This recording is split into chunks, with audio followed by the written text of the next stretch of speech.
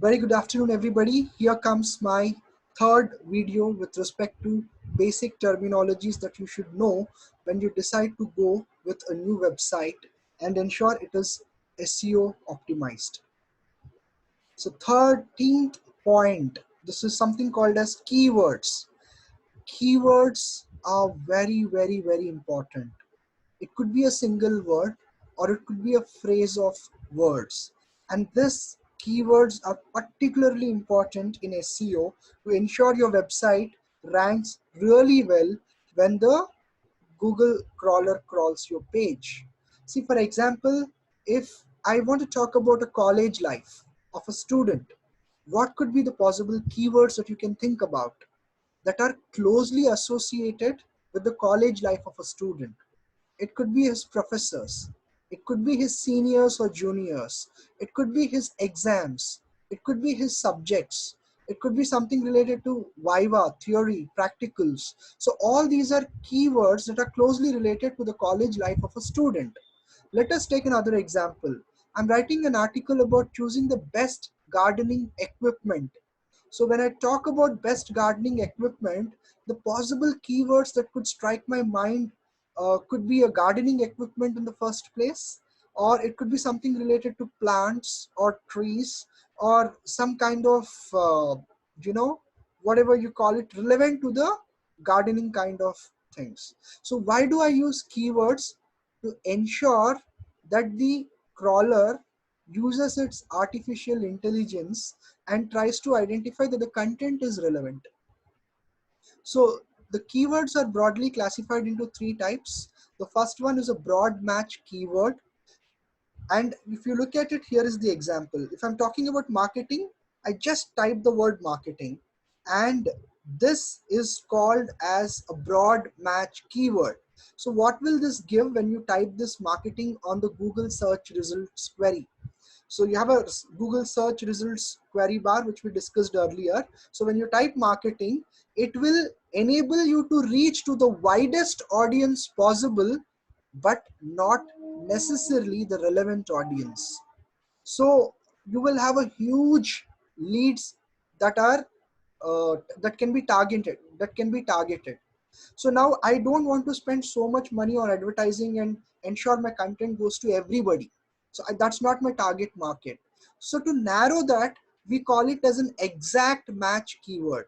So when you talk about exact match, you need to mark it using this brackets. So between these brackets, if you type marketing and you search in the Google query bar, then it will enable you to reach to very limited audience, but most relevant audience. With when I say it's most relevant audience, probably these are the ones whom you are searching for with respect to your product, and somebody who would use this product, maybe their persona is very much closely related to the brand persona that you wanted to sell. Maybe the product persona and the audience persona is very much relevant.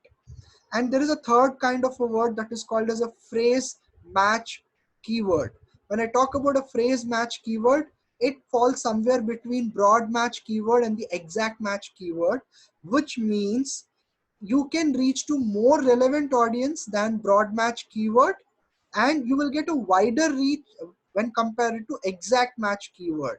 That means you will have a larger audience to target and more relevant audience to target when compared to broad match and exact match.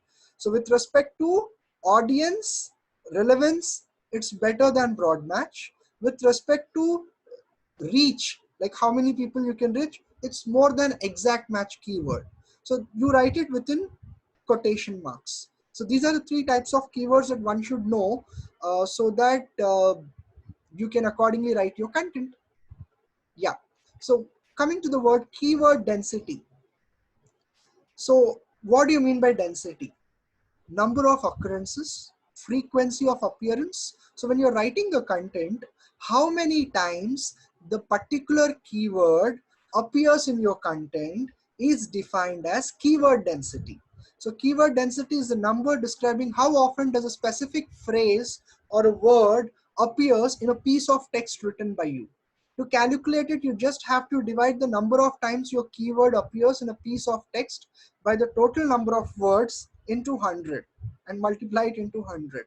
The final result will be expressed as percentage score, and this is something the Google search engine will closely track it.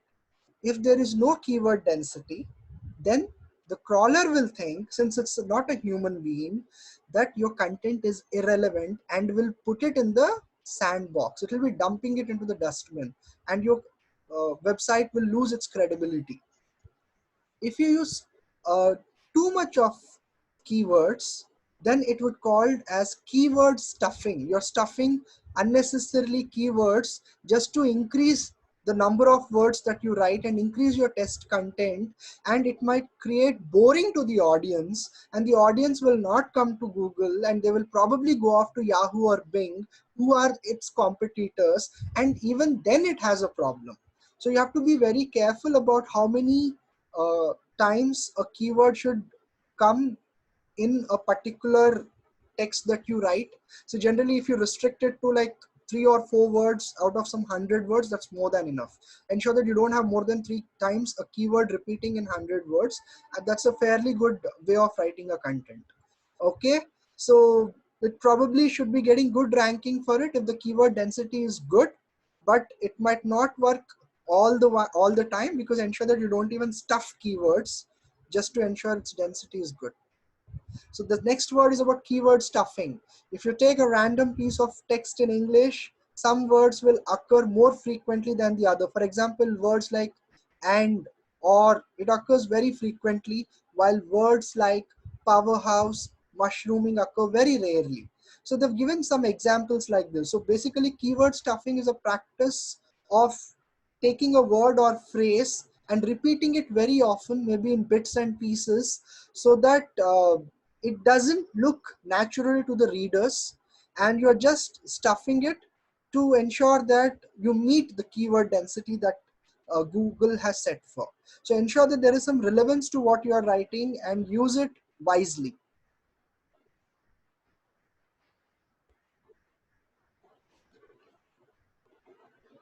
So latent semantic indexing. What do you mean by LSI keyword?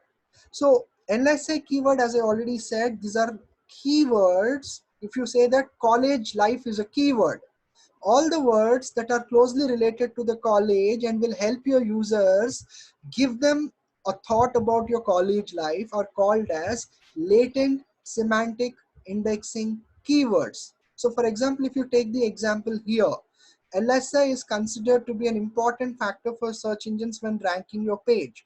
You know that you can't stuff your content with keywords. It's called as keyword stuffing. Then how do you make your content more relevant? What if you generally are required to use that particular keyword in your given text multiple number of times? So you avoid using the same keyword. However, you can use relevant words. See, for example, if I need to talk about something, uh, I had a good garden, and garden is my keyword, and it comprises of so many plants and trees. So I'm talking about plants, trees, which will give a resemblance of a garden atmosphere. So I'm trying to replace my keyword garden with something else which are relevant to it and will give the same understanding to the audience. So use some kind of a keywords which are not the main keyword, but it's a latent semantic indexing keyword which will help the robot to understand, the crawler to understand, and rank your content fairly well during the Google search query. So that is how it is coming to existence.